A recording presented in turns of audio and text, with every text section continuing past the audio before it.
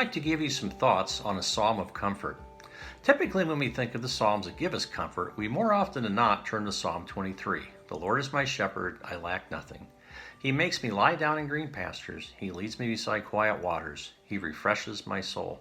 But today, I'd like to offer another psalm of comfort. It's Psalm 91, and I'd like to, of course, apologize to my Sunday school class because we just talked about this on Wednesday night, but I felt the power of this psalm at this time is incredibly relevant and meaningful. Psalm 91 tells of the confidence that we as believers have in all types of dangers and challenges. In one of my study books, it is described briefly but effectively. One of the best loved psalms, magnificent. Amazing promises of security to those who trust God. Read it often.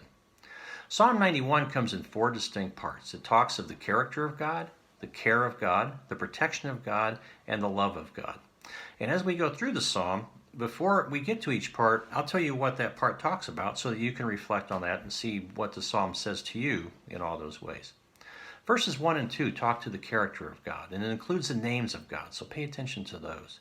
Whoever dwells in the shelter of the Most High will rest in the shadow of the Almighty.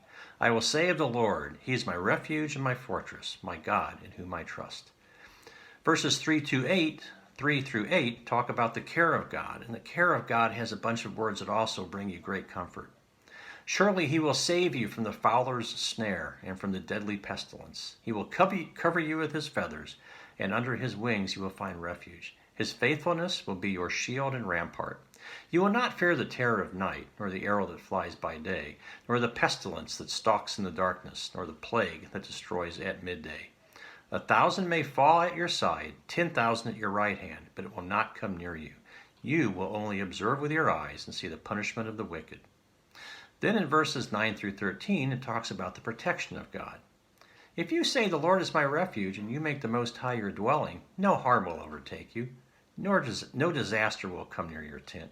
For He will command His angels concerning you to guard you in all your ways.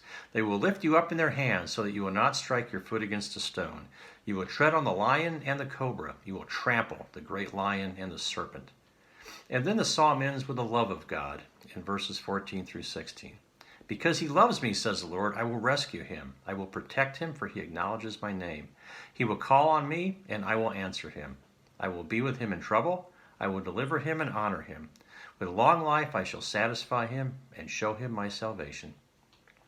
So as you've heard, Psalm 91 bursts with assurances about the protection of God. It contains comforting words like shelter, refuge, fortress, and shield, and rescue. At this time where we're all going through this global pandemic, the psalm speaks God's power, presence, intentions, and protection against fear. Described as a covering for His people, God's comfort is a wing of security amidst this world's uncertainties and suffering. We know that God is our refuge, our comfort, and our shade against pandemic.